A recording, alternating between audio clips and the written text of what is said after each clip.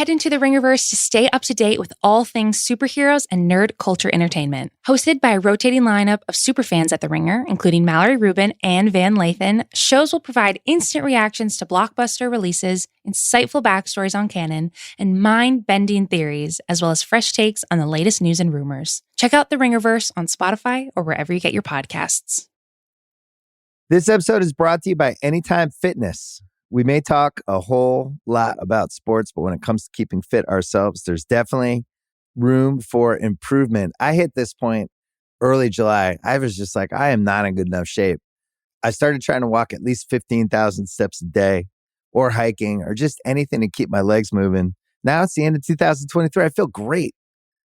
I had a physical 3 weeks ago and the guy was like, you're doing great. You're doing better than you were 3 years ago. I felt great. Whatever your goals are, progress is possible thanks to Anytime Fitness. Get a personalized plan and support from an expert coach anytime, anywhere. Visit anytimefitness.com to try Anytime Fitness for free. Start to train for your life. Terms, conditions, and restrictions apply. See website for details. This episode is brought to you by State Farm.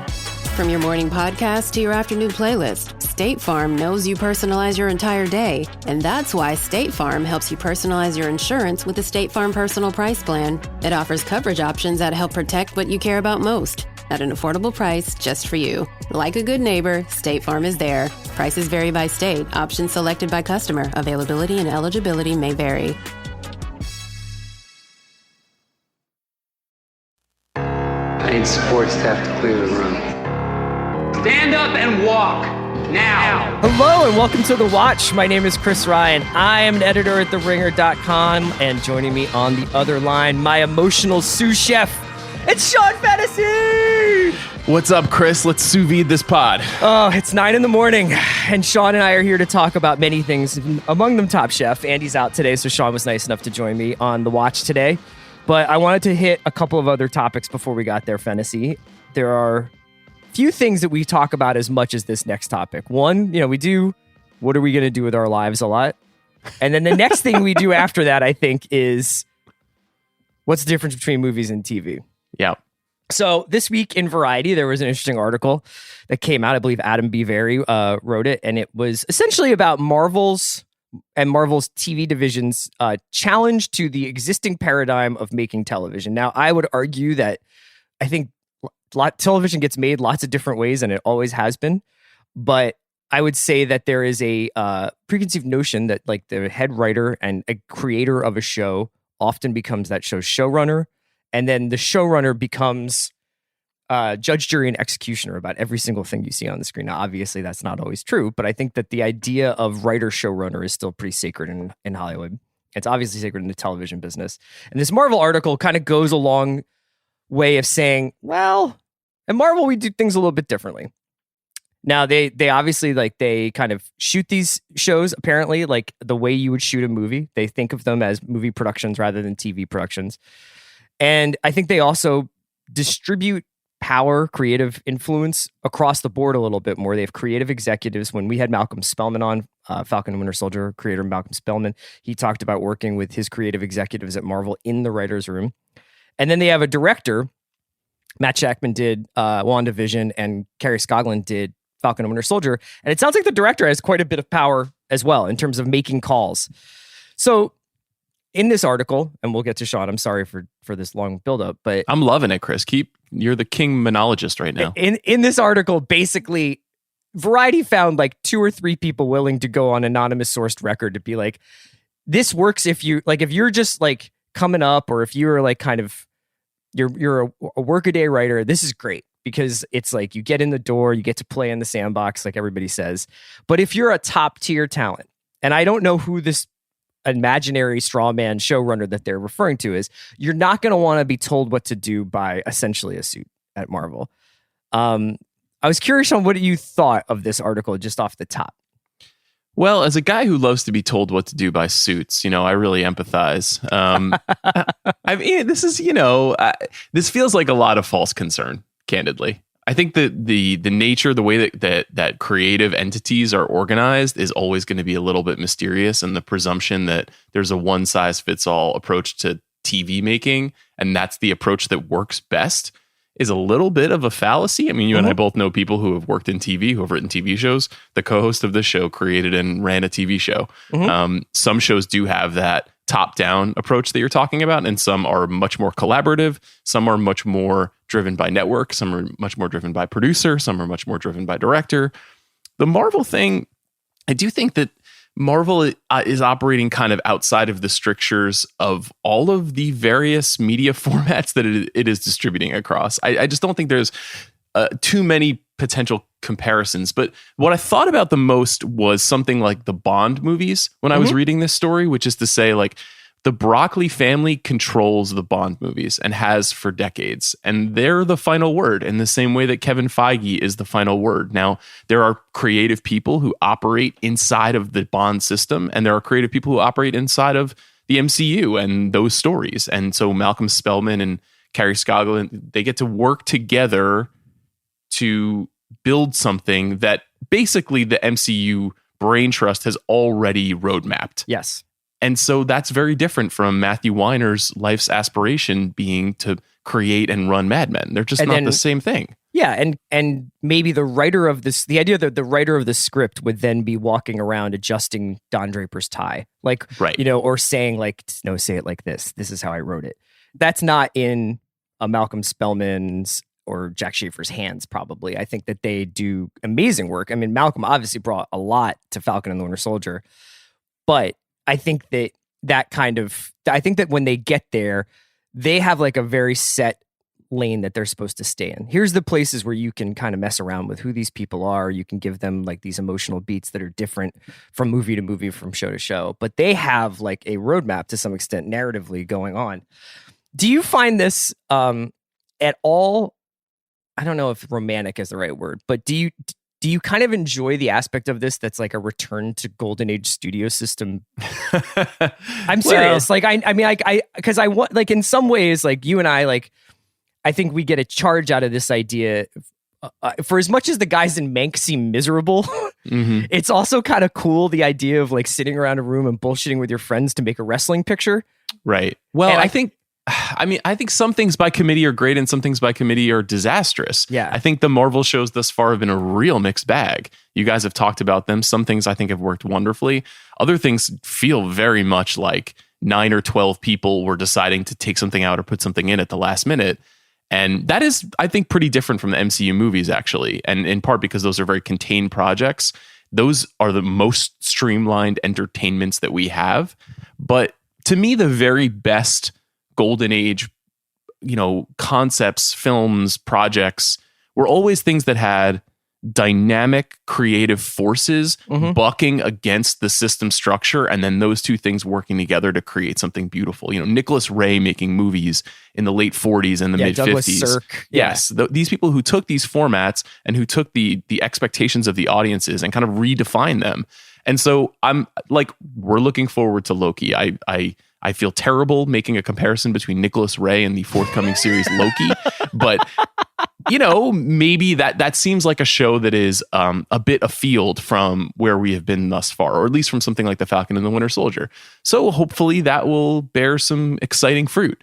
I don't think I'm like nostalgic for anything though at this point. Like with TV, it always struck me that the people who were the most successful throughout that kind of golden age of prestige television were basically auteur directors. 3 years, by the way. Yeah, yes, that's a good point. But like those 5 shows, the Breaking Bad, Sopranos, Mad Men, that short list, all of those guys, and they were mostly guys, were auteurs in disguise. They were filmmakers. They were as much filmmakers as they were writers. And so it seemed like in this piece, there's this phantom tension between the idea of like the writer being in charge versus the filmmaker being in charge versus the producer / suit being in charge.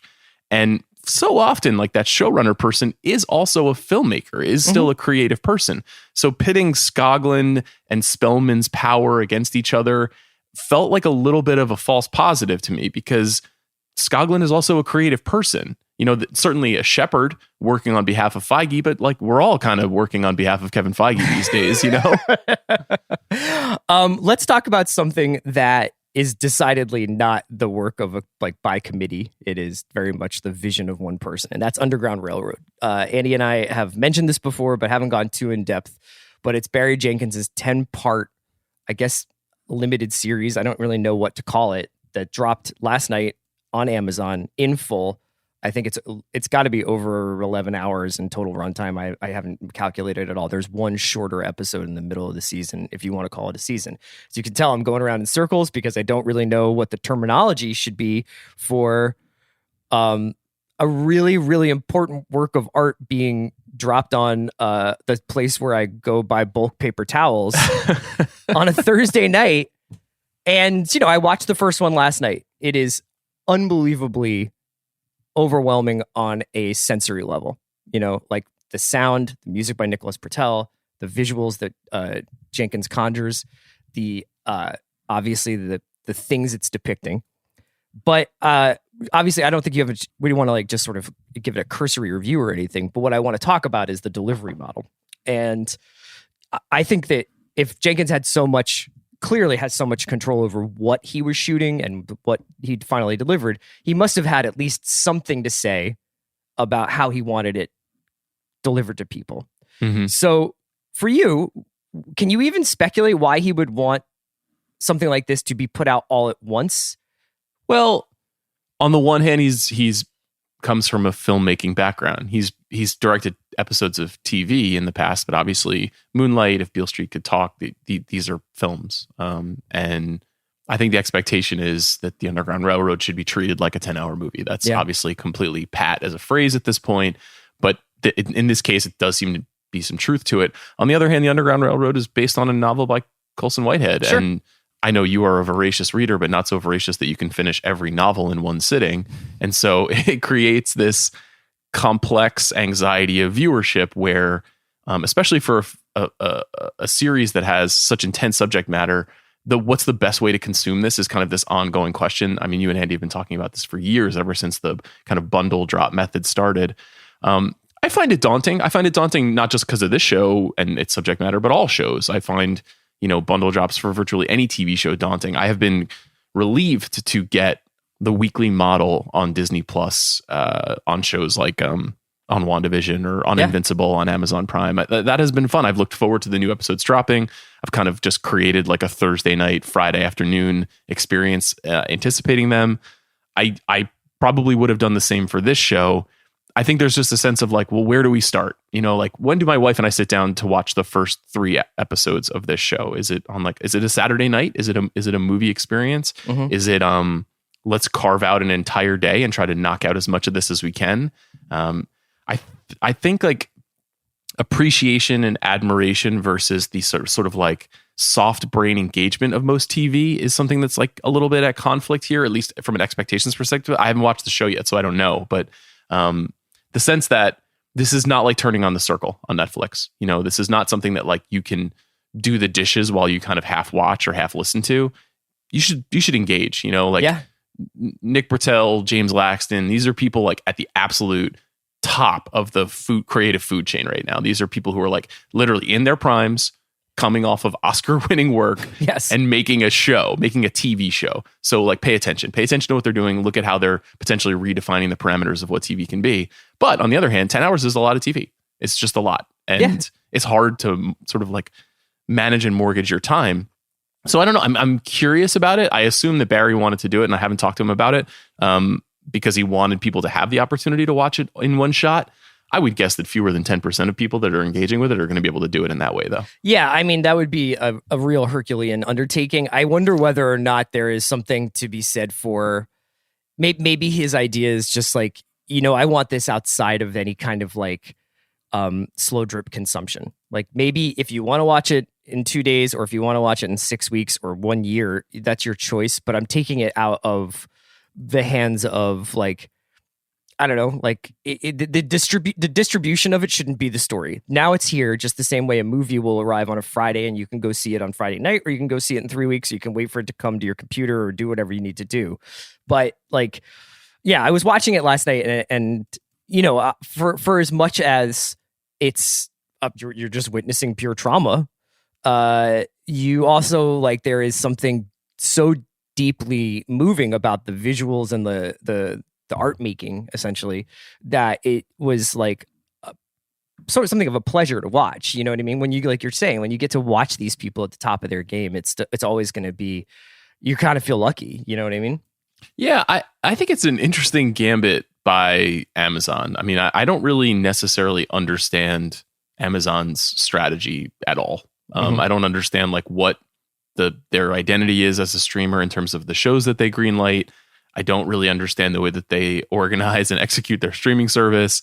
I find it kind of fascinating. I mean, it's obviously incredible that they greenlit a mass budget adaptation of a novel like this, but also spent $500 million on Lord of the Rings. You know, like it's yes, and also, you know, bought Tom Clancy's Without Remorse, and it was announced yesterday that they bought Kay Cannon's update of Cinderella starring Camila Cabello, and we'll be putting that on their service. And it does feel a little bit, you know, set the Barry Jenkins project aside for a second, it does feel like every streamer is in this odd like agglomeration phase where they're like, I just have to grab this and I have to grab this and I have to grab this, and I just have to try to have as many things as I can to draw in as many people as I can. And, you know, I was talking about the prestige era of TV, and it felt like at that time that, you know, AMC was trying to define a certain kind of identity with a certain kind of show. HBO was trying to define a certain kind of identity with a certain kind of comedy, for example. It does not really feel like we have that. There's no definition really around most of the streamers, and that doesn't really matter. These are just delivery systems. Ultimately, it's cool that we got to watch this. We're going to get a chance to watch this show. What I do personally is I use Apple TV, and I use the Apple TV app within the box, and I let that basically like identify to me what are the shows I'm in the middle of. So if I'm watching the Underground Railroad, at the top of that service, it'll say like, you're on episode 3 and you're halfway through the Underground Railroad, or, you know, I'll fire it up and see that I need to watch the Challenge All-Stars, which I'm watching on Paramount Plus and loving. So all that stuff goes through Apple TV, and you can kind of see like, I've watched 3 episodes of Mare, I've watched 2 episodes of Underground Railroad, and I'm on episode whatever of the Challenge. And that's like my new DVR queue. And that's how I keep in my mind the shows that I'm in the middle of experiencing.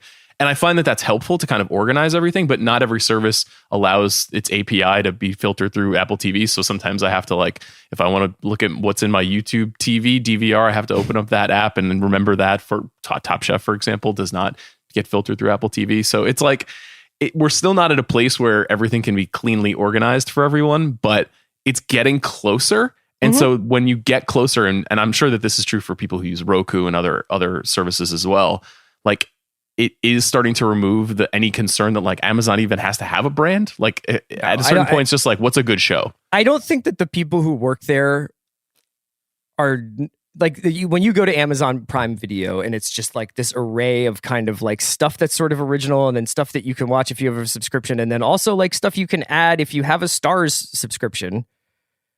That's not that's not arbitrary. They've clearly decided like, this is either a way that people do engage with this content, or B, it doesn't matter. and it might be that it doesn't matter. You know, I mean, like, I think that you and I are in different ways very organized people, and we're also very curious people about the way. So give me all the Criterion curated playlists that are about like Japanese gunmen, you know, and I'm like, oh, great. I'm glad I have this playlist. It's like, you know, will I ever watch all of these movies? Maybe not. But like, I love the idea of having them organized in that way. Amazon's way more just like, here's a Marshalls after everybody's kind of torn through the stacks, you know, for 2 days, and you might find something you like. And then also, trust us, we'll put the most important stuff next to the register. How do you kind of organize what you're going to watch and when? Because you watch so much TV at this point, and there's so much thrown at you. And I feel like you're in this interesting position where people who listen to the show are like, how dare you not watch For All Mankind season 2? you buffoon, you foolish TV critic. So like, what do you do? You know, every once in a while, something like For All Mankind happens where I just like get locked in, and I pretty much can do the, like, I can burn through this in like 3 days. That was actually one of those cases. I still am guided by my obsessions. If I like something a lot, it just becomes the thing that my wife and I watch at night when we start watching TV together. And it's actually pretty easy for me to just be like, we're watching The Bureau, we're watching Hacks. Hacks is great. People should check it out. We're watching, Call My Agent when we get bored. We're watching Girls 5 Eva. We watch, SVUs when we get bored. Like we have like 4 or 5 things that we're really into at any given moment. So I don't really need the services to organize it for me. I'm also like, because of like the difference between what your show is, like you wouldn't need to know that a movie was coming out this weekend. You just know it, right? Like I know people want to know about Mare on Mondays or whatever, or at least I want to talk about it on Mondays. So it's pretty organized in that way. So, okay, what percentage of shows do you think you complete versus leave midstream? It's really, really rare that if I don't like a show after the first episode, I sometimes give it a second episode if it's like, especially if it's just like a half-hour show or it's like a 40-minute show. It's hard for me on like the really like sort of serious dramas if I don't like the first one to keep going for another hour or two into the second or third episode, even though I should follow my own advice and say like first episodes are often a little stiff. Sometimes they change writers. Sometimes they figure it out in the third episode. I thought 000 was an example of a show that got exponentially better in the third episode. I stuck with that because of the subject matter and I was curious about it. For All Mankind is something that I started the first season, didn't quite vibe with the first couple of episodes, abandoned, and then got so tired of people telling me that the second season was like among the best seasons of TV they had seen in recent memory that I did this like absolutely lunatic behavior where I watched the second season without finishing the first season, but read about the first season like Harvilla horror movie style. Rob Harvilla doesn't watch horror movies, but he reads Wikipedias about horror movies. And it actually was like, you can do it. Like there's no right way to do something. Yeah, there's this encroaching tension on me in my life where if I'm watching something that I know I don't like and I'm doing it for not just professional reasons, but like out of this perverse sense of obligation, all I can think about in the back of my mind is you could be watching one of the great works of cinema right now. Yeah. And instead you've chosen to be an absolute tool bag watching episode 6 of WandaVision. And on the other hand, I'm like invested to go back to the MCU thing. I'm engaged enough in the long-term storytelling of the Marvel stuff that I will finish every series that they make. I will, and there are other shows that are disconnected from a universe that are just dramas, hour-long dramas that I feel basically the exact same way about. I feel as emotionally connected to as I would something like Falcon and Winter Soldier, and I'll just drop it like a bad habit. So give me an example of something like that. This isn't. I watched the first episode of Girls 5 Eva. Mm-hmm. Okay, so I don't subscribe to Peacock, and I watched it because Sam Esmail was like, "It's great." Me and Emmy knocked it out over a weekend, and I was like, "Okay, cool. I will check it out." I love Tina Fey and Robert Carlock shows. How's Sam doing, by the way? He's good. He was very concerned about the jealousy that could be created by his appearance on The Big Picture, so I'm glad it worked. So anyway, I watched Girls 5 Eva, and I really liked it. I thought it was really funny. I thought it was like brilliantly cast, one of the more brilliantly cast sitcoms I've seen in a while. But I also was like, I get the joke. Yeah, I get the joke, and do I need 10 episodes of this? I would enjoy it.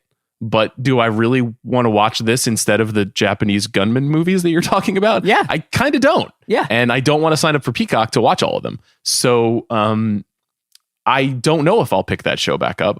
It was a show that my wife and I could watch together and could dig together. So that's like a point in its favor. But there's this just kind of constant decision-making process. Whereas in the past, it was like, it's Thursday, let's watch ER. There was no thinking. Well, involved. there was also I think that there was also like, I like hospital shows or I like cop shows. And we have this incredible variety now and an incredible like diversity of choice out there. But I think that there's sometimes like people feel compelled to watch things that they literally do not like. Mayor of Easttown, despite the way that Andy and I talk about it, I know is not for everyone. Yeah. You know what I mean? And I do see some chatter where it's just like, why would anybody willingly make this what they watch on television? And I do think that the explosion of reality TV over the last like 15 years, but especially like now that you can basically, if you wanted to, only watch Housewives and House Hunters and like and Below Deck and a couple of other shows. And those shows, while I'm sure they have their merits, and I'm really not shit talking because I like a lot of reality TV, I think that those shows actually can just be TV if you want. And if you're just watching that, and then I'm like, watch Kate Winslet grapple with the death of her son for an hour, you might be like, why the fuck would I ever do that? Why would I ever sign up for that? Yeah, although it's funny that you bring up Mayor, because that's a show that I'll probably just never miss a show like that. You know, like the high end Sunday night HBO show, similarly to Underground Railroad, with people who are really, really just very talented and also operating seemingly inside of a network system that is very controlled and frequently succeeds at this kind of programming. Mm-hmm. Even today, even with all the competition and all the difficulties of all the various streamers, Mayor is just like on another level from other shows. You may not like the subject matter, you may not like the tone, but like it is Kate Winslet with really, really like a writer who has a clear sense of place and a filmmaker who understands that place and an incredible surrounding cast of people. And even though it is the soft-brained like murder mystery thing, it's also that high-toned like award-worthy kind of programming that I think I've just been intellectually trained to like respect and almost fear if I'm not keeping up with it. And that's a unique kind of TV show that I feel like there are a lot of shows that seem important, but not a lot of shows that are important enough for me to watch. And for some reason, Mayor still checks the box, and maybe it's the HBO branding. I don't know totally what it is, but I still feel like I need to keep up for fear of losing out. Well, they have just become experts at making shows like that, obviously. I mean, even you know, from True Detective, you know, Big Little Lies, Undoing, Mayor, where they've just realized like if you add X percent of mystery along with X percent of elite acting talent, like everything seems to take care of itself. And I think that they still know how to slow drip that stuff over the course of 6 to 10 episodes over the course of 6 to 10 Sundays. And it just works. Yeah, that's not like a sincere mode of TV criticism from either, because like I did the same thing with The Undoing, which I thought was absolutely terrible. Yeah, I mean, I like that was like the worst thing I watched last year. That's right, I remember that. I just could not believe how poor that show was, and there were a ton of talented people involved, and I was engaged till the end. Right. So, you know, Mayor is obviously significantly better in my opinion, but and so I don't want. You would watch something like Undoing that you actively dislike, feel mild pressure to be a part of the conversation, but ultimately like there's like a part of you that's just like this model of television actually is just, even at its worst, still okay. But watching like an okay sitcom is like a waste of time compared to like the films that you have to watch. Yes. Yeah, that makes sense. And maybe I'm completely alone in that, and maybe people will listen to this and be like, this narcissistic moron. I'll take some of this. I'll take this on too. That's how I felt for most of my life until I started watching Survivor about reality television. And so until I started watching Survivor, thank you, Sean Fennessey, until I started watching Top Chef, I was just like, why would I watch something where, and I feel this way about a lot of camp stuff. Like, why would I watch something where like 75% of the draw is how terrible these people are or how stupid these people are? You know, I would rather watch a comedy that about stupid people. Like I'd rather watch Eastbound and Down than watch Housewives. You know what I mean? Yeah, so my version of that, I think, as close as I get to that kind of TV, and Survivor and Top Chef are not that. In fact, they're the opposite of that. They're people pursuing a certain kind of weird excellence in their field. I'm not a Real Housewives person by any stretch of the imagination, but I do like professional wrestling.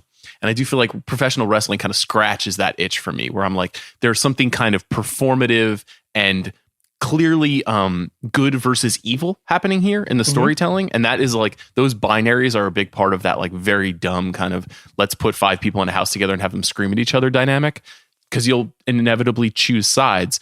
It's been interesting to watch, and this was something I wanted to talk to you about around Top Chef as well, but it's just been interesting to watch the typical structure of reality TV programming get filtered out of the high end reality shows. Like there are no more villains on these shows for fear that you are mischaracterizing someone. The quote unquote bad edit is the tough edit is being sucked out of a lot of those shows. It's not being sucked out of Real Housewives. There's still people who go on that show and they're like, oh, she's the one I'm supposed to hate. So I get that. But on Top Chef, like, I think I'm supposed to like everybody. And that's a weird way to watch TV. Yeah. Let's take a quick break and we'll get into this week's episode of Top Chef. This episode is brought to you by Mint Mobile. New Year's resolutions are fun the first couple of weeks. Then you kind of maybe conveniently forget about them halfway through January. No shame. It happens to us all. But this year I have a foolproof plan, at least when it comes to saving money. Just switch to Mint Mobile and you're done. Goal accomplished, because for a limited time, their wireless plans are $15 a month when you buy a 3-month plan.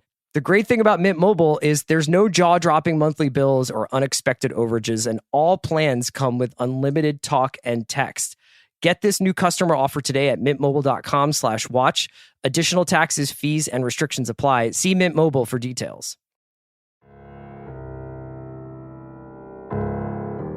Okay, so to go off what you were just saying about watching Top Chef without like an antagonist in the show, or watching Top Chef and the bad edits are now more like, wouldn't it be heartbreaking if this person gets sent home on this particular challenge when they completely have like this emotional connection to the background of the challenge? Like this week was like this Maria edit where she is obviously like very emotional about making food for first responders. Her wife is a fireman, and she's like, I need to show and prove here. And like, I'm just like the whole time hoping that she sticks in it. You know what I mean? I'm hoping that she's still in the competition.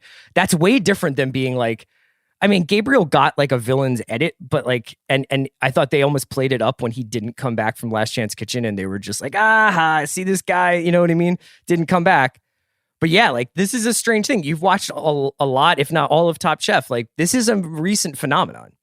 Yeah, and there are obviously a lot of reasons why the show is pivoting in the way that it tells the story. I think particularly given filming during COVID-19, and also I think clearly kind of trying to reckon with the idea of identity and who gets to tell the stories in the kitchen has been a huge part of the show's reevaluation. Andy has talked about this a lot over the last couple of years, and is right on point. And in 99% of cases, it's way better that way. It's way better to have different kinds of food cultures get a chance to shine on the show, different kinds of people to get a chance to shine on the show than did in the historically white context of Top Chef. But also it creates this sense of like, oh man, we don't want to misstep, or we don't want to underserve this story that we feel is important to tell. And it's hard to make a compelling reality television show in that kind of predicament. It's not impossible. Most of the time they succeed. But as I was watching the last couple of episodes, I kept thinking about Marcel from the Los Angeles season of Top Chef. Okay. He was a character. I want to say that season was 2007, and I think it was the second season. And he seemed like a real bastard. And he was immensely gifted. I think he was the runner-up that season. But he kind of relished the sort of needling high school bully / like nerd know-it-all role. And it was a persona that he pursued and that the show exploited.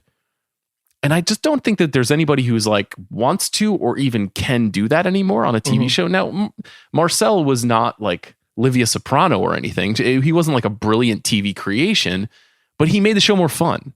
And Top Chef is like not that fun right now. It's still compelling. Yeah. And it still reveals a lot about what it takes to be a great chef, which is what I ultimately like most about it. But I don't watch it with the sense of like glee that I once did. And I think it's because it's trying to be more careful than it used to. And it's trying to figure out how to do the show now. I think you're right. But I also think it's because they have to be more careful because there's no social aspect of this game. Because obviously they've got these people living in a Kimpton or whatever. And there's no interaction with the outside world, essentially. You know, even the theater of the last episode where like they're making food for frontline responders, they have to put all this PPE on, and then people come in and do like a deep clean of the kitchen. While I'm sure that happened all the time on this season, was like, wow, this is what I'm watching. I'm not watching like, you know, these people go out to a bar after the night. Now, Top Chef has never been like a real, I'm not here to make friends, or there was like a fight after like the quick fire or something like that. It, for the most part, like a lot of the drama happens in the kitchen, but the absence of a locality feel like of like it, you know, and you and I have spent time in Portland, like the absence of like being out and about in Portland is nobody's fault, but is like noticeable. And then the absence of the social aspect. But to your point, I was noticing this has like been a couple of episodes this season where someone's meal gets fucked up because straight up they don't get access to like the tool they need, like the fryer is occupied or the grill is occupied, and like the chef kind of like suffers in silence. They're like, I guess I'll just throw my tamales in like a pizza oven because I can't use the grill. And I feel like in seasons past, and honestly, I would imagine in the restaurant business in general, people would be like, I need the fucking grill, get off, or like would make a huge scene about it. Instead, they're like, okay, well, I guess I'll just burn all the arm hair off my arm in the pizza oven to make raw tamales.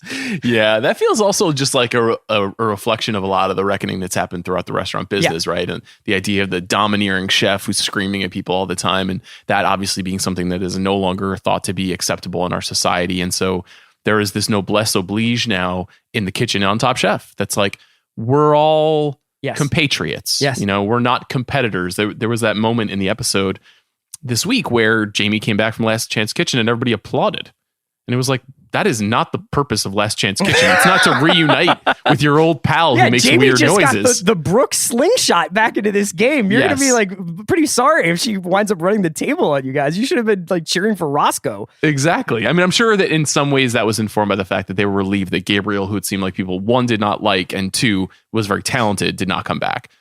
But also, you got to beat Jamie. And you didn't. She just won the week she came back. So I think like I don't want it to seem like not a competition. Like I want people to have rivalries and to be maybe not shit talking each other at a high volume, because that isn't really what Top Chef ever was. But there has to be tension. It can't just be 12 nice people making nice food, not even looking at each other in a house.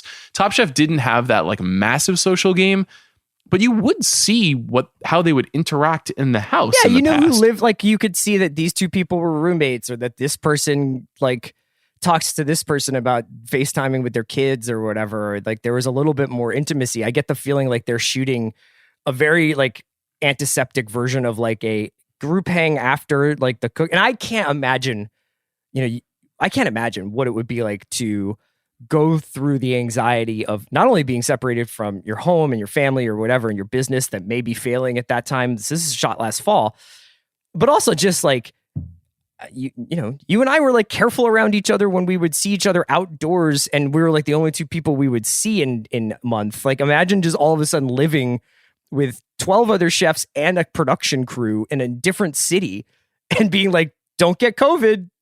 It's a really good point. It must have been bizarre for them to be making the show. I think about that for, I think almost anything that we're going to end up watching over the course of the next 12 to 18 months, you kind of have to have that dispensation in the back of your mind. It's like, this was made under extraordinary circumstances. And even just the handful of filmmakers I've talked to on The Big Picture recently, every one of them is like, this sucks. Like production during COVID is horrible. Like it's already really hard to make stuff. It's really hard to do this kind of work because it requires such an intense amount of collaboration.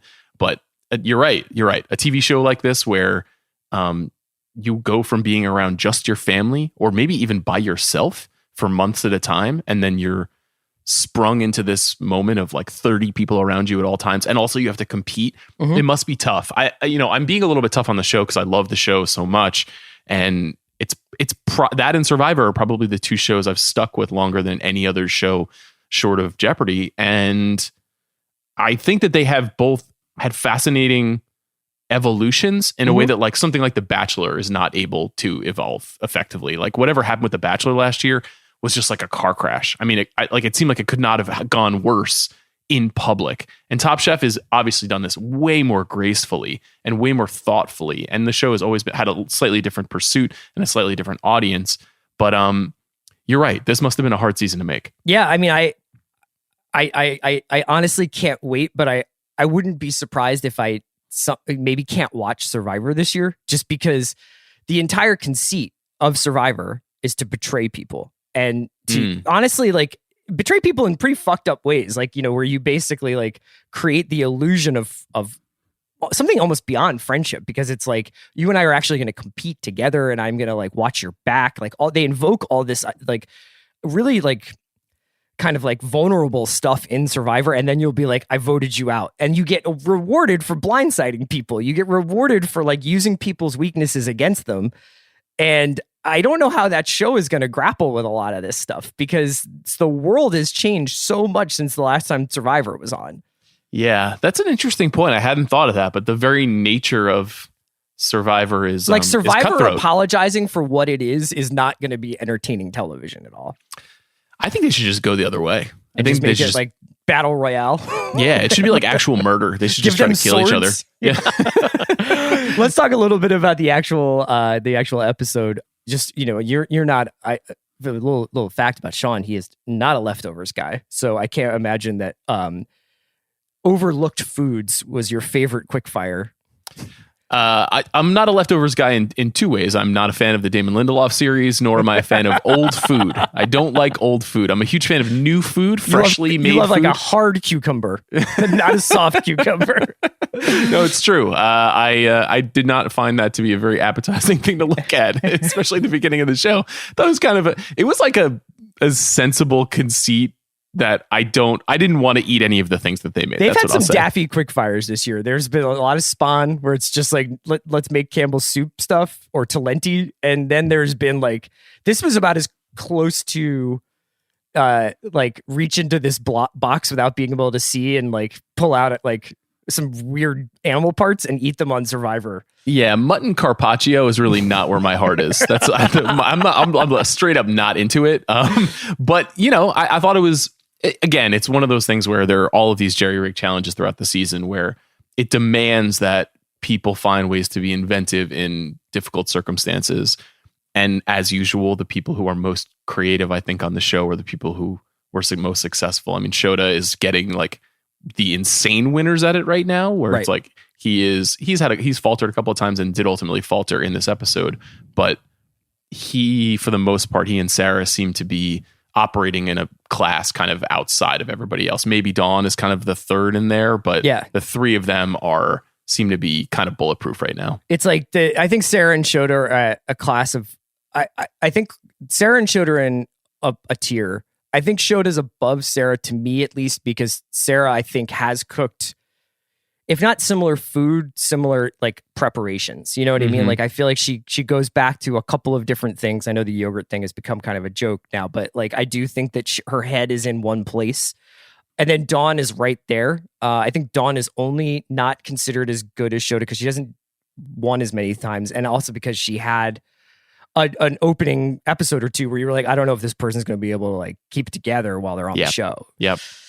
She has corrected that pretty significantly, though. I mean, I feel like this episode specifically, the quickfire was designed for her to kind of fix the original failure. Yeah, exactly. Right. I wanted to ask you a point of order question. So Shota wins the quickfire, he wins immunity, and good for him. And then when they go through the elimination challenge, and we'll talk more in depth about that, Shota has made something that I think they say, you're lucky you have immunity because otherwise you would be right here. They've been doing top three, bottom three. So let me ask you this. Do you think it's unfair if Shota made one of the bottom three dishes for him not to be in the bottom three, even if that would change the odds about who is going home? Okay, so I noticed this as well. Based on the edit that he got, the reaction to his meal, it seemed like he made one of the worst. And historically, I believe even if you have immunity, you could be in the bottom three. There's been times where people have been like, I feel like I should give my immunity to somebody, if I remember correctly, right? Like, yes. Like, hasn't there been times where it's like, well, you would have lost. Yes. But you have immunity. And that person has been like, I have to give it up then, or something. Wasn't there somebody who did that? I think that there was. I can't remember who it was, but nevertheless, like based on the edit, it seemed like Shota should have been in the bottom three. I agree with you. What I really think is happening is there is some complexity in terms of like what kind of stories they're telling. And I think that the people who were in the bottom three actually were in the bottom three. I think that they actually did make the three meals that were least appetizing or had the most flaws. And so there's this difficult thing where, and another factor of this, I think, is there are so many people who are responsible for clarifying whether something is good or not on the show now, because they've brought back this kind of cast of former contestants.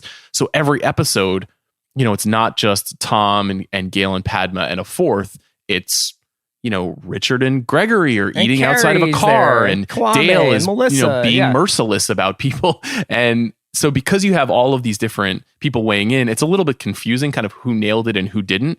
there's some unanimity on who's great, but very rarely on That's who's a really at the good bottom. point. I hadn't thought about that. Like, I really enjoy seeing everybody, and clearly that was like a choice where they were like, we can only bring these people in once. So we have to like bring everybody together, have them quarantine, and then we'll go through this process together in this bubble. But I do think that for the dispersing the opinion across 10 people over the course of the season is making it a little bit, I don't know, it doesn't feel like you're seeing it through Tom's eyes, I guess, which is a lot of the times the way Top Chef kind of works, is Tom gets annoyed at certain people for screwing certain things up, or you get really into somebody's cooking. He's still on the show, and I do think Melissa and Kwame and Dale and all these people have obviously takes on stuff. But yeah, you can tell there's a real variance in how like cutting people are being versus how like gentle people are being. Yeah.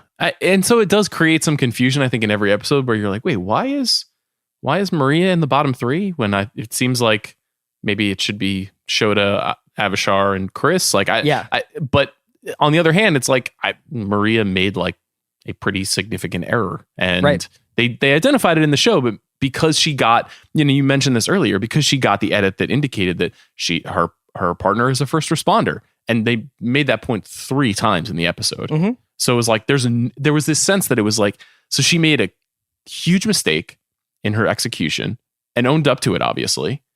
And she owned up to something else. She didn't know the tamale was raw. She Right. thought she had screwed up something else, and they were like, no, the tamale was raw. So she was like, that could have been like a disaster for her. Yeah, and like honestly, it seemed like she should have gone home. And Avishar obviously has struggled throughout this whole season, and it was not necessarily shocking to see him go home. And it sounds like he just made food that didn't taste good. But I don't know if he like made a mistake. People making a cooking mistake like that, like not cooking a tortilla all the way through, historically, they go home on the show. Yeah, like the undercooked chicken. Yeah, right, exactly. Yeah. So it does kind of like, I don't want to say it makes me question the integrity of the show, because who cares? It's just a TV show. Yeah. But in the back of my mind, I'm like, well, Avishar made a mediocre plate of food. There's a lot of mediocre plates of food on the show throughout the season. People don't always go home for that. In fact, most of the time when they do that, they go into like the middle of the pack. Maria made a big mistake. Yeah. And didn't go home. But why? Like, so obviously there's something kind of vague and illusory about who should go home. There's no metric system for deciding these sorts of things. But I do, because of the way that people are positioned in every episode, I'm kind of like trying to identify where they're going to take things. For example, in this episode, we saw this conversation between Dawn and her mom that was like honestly very touching to me. I was tearing up hearing them talk to each other over the phone. Reminded me of talking to my family during COVID and just how challenging this is. But then as soon as that scene was over, I was like, okay, so what does this mean for the episode? Is Dawn in trouble? Yeah. And that's a weird way to watch TV. It's like there's also like a tension between, I think, the sweetness of the people and the sweetness of like the effort being made with the competition element. Like, so I feel like they've done a couple of challenges, of especially elimination challenges, that are actually quite lovely in conception, and then it's actually like fucked up that someone has to go home over it. Like, it's fucked up to send somebody home in a first responders feeding challenge. You know what I mean? And especially when all the first responders were like, this food's amazing, I'm crying. And then they have to be like, you didn't season your beef right, get out. And that was, I felt similarly about the first foods that they did for the Native American tribe. Like that was like, this is an incredible challenge, and then like someone is going to go home on it. It's sort of wild. Yeah, I think I would prefer if they were able to tell the stories or go to the restaurants. Like they went to the restaurants earlier this season of like various foods. There was like an African cuisine restaurant. There was a number of different restaurants that they identified, like Haiti and Jamaica. Yeah, that's right. And that obviously had a major impact on not just the contestants, but the hosts of the show, the judges. I just don't want that stuff to necessarily be wended specifically into the final challenge. And that's something that they're kind of insisting upon throughout the season. I'm much more interested in like, let's go to an orchard and you have to use food in the orchard to figure out how to win the challenge. Because there's no emotional or cultural purpose to that other than we're in Portland. Mm-hmm. This is what's in Portland. Let's use the landscape to identify it. Now, I'm sure COVID is affecting their decision making there, but you're right. There is this dissonance between getting kicked off of a TV show at a hospital where lives are being saved. It just doesn't it feels very strange to watch that. This Shota elimination challenge felt very much like the Top Chef All-Stars in LA when Melissa made a bad salad at the day camp challenge. Right. And Shota had I think Melissa also had immunity during that challenge, and was like, it was one of those things that was a little bit more pure competition where they were like, you guys have to all make food for a day camp, choose what you're going to do at your station. And Melissa kind of was like, I'm like a Caesar, Yes. Shota kind of just being like, I don't know what to do. This pantry doesn't have like a very specific thing I want. So I'm just going to make bad drumsticks or whatever. And that being said, I was not shaken in my confidence that he is going to win. I think he just took a play off. I think he was kind of like, I didn't get back on defense on this one and it's okay. Sometimes you got to give up a bucket to get a bucket. I think the thing that's interesting about the show is the pure challenge of Top Chef is in a very short period of time, you have to come up with a great idea. You have to literally invent something or reach back into your Rolodex of recipes and invent something relative to the challenge. And what makes the show interesting is the unpredictable nature, because sometimes the very best competitors can fail to find something and get kicked off. That's historically Top Chef has been one of the most merciless shows in that respect. It is eliminated front runners from the show for making mistakes or failing to come up with something interesting in the competition. Shota obviously was protected from that this week because of immunity, but it just seemed like this was a case where he just kind of couldn't come up with anything. Yeah. And at the last minute made a decision. And then I think it was maybe Gail who identified that like, there's nothing less appetizing than that, like, boiled chicken skin. That is maybe the grossest food in the world. Like I feel like it's like food that they make in orphanages in like 1800s London. Exactly. Yeah. So I got the sense that he really screwed up, but also you can also pick your spots in terms of when to screw up. Do you ever feel like you're taking a play off on the watch? Like, are there any episodes you'd be like, well, I just didn't have it that day? Yeah, but actually, I'd be completely honest. Yes. Yeah, there are definitely like pods where I'm like, didn't have it today. Just like, I just had to stitch it together. You know what I mean? Is this one of those pods? Or are you feeling good about this one? You're really stimulating me. Is not necessarily predictions. I think what we'll probably get now is, now that we're down to 7, I imagine Restaurant Wars is next. Yes, on the preview, it did say Restaurant Wars is next. And they're doing it chef's table style. Okay. So you'll be able to see into the restaurant because everything needs to be kind of open and visible. So that's the first time they've ever done that before. That's cool. I was wondering how they were going to manage to do that because of the lack of restaurants at this time in American history when they were shooting this, especially. So it'll be curious to see how they execute that.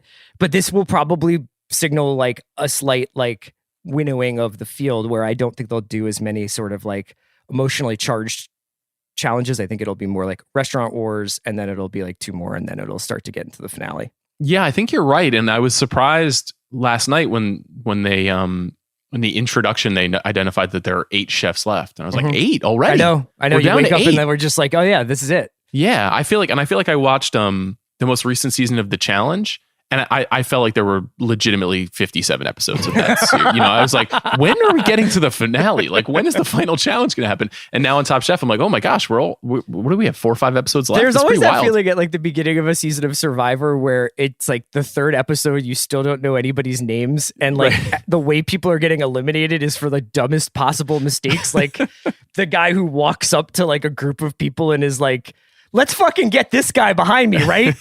And they're like, well, this dude needs to go. Or the woman who pours like rice on the fire. Right. And you're like, yeah, this person's gone. We have now hit the point where I know everybody's sort of tendencies. I kind of get a sense of what they're going to cook. I think a couple of people, it's funny with Gabe, Dawn, I think actually in some ways has become a little bit of like a favorite of mine because I think Dawn is so versatile. Whereas I think Gabe, Sarah, and Shota are high level at doing the same thing over and over again. But that person historically has won. The person who is like, I am a master of a style. And I think one of the reasons why that person wins oftentimes is because that clearly ports over to like restaurant theme, restaurant identity. It's like you could see what Sarah's restaurant would be in her food. You can see her menu. You can see Shota's menu in his restaurant. And you look at someone like Dawn, kind of can make anything like on the American roadmap. And what kind of restaurant is that? You know, and it feels like, you know, especially with someone like Tom, was kind of a master at creating a, you know, restaurant identity and point of view with very simple food. If it has always felt to me like they look for someone. I mean, look at Melissa, look at Gregory. These are people who had such strong points of view as chefs and who made food that was sort of culturally or emotionally connected to each other throughout seasons. And those people tend to dominate. Sarah and Shota in particular, I guess Gabe too, because there's just mole on the plate like every time. Right. But he's like, I made plum mole, I made carrot mole. Yeah. All of which looks good, honestly. But I think it's reasonable to assume that those two are headed towards the final now because of that. And because of that's the edit that we're getting, maybe that won't be the case. Maybe that actually won't be what we're going to get. Yeah. You know, we'll probably find out during Restaurant Wars. If those two people emerge out of it, it would be hard to imagine them getting clipped off of it in between now and the finale. Sean, thank you so much for joining me today, man. CR, my favorite pod to watch. Thanks for having me on. Talk to you soon.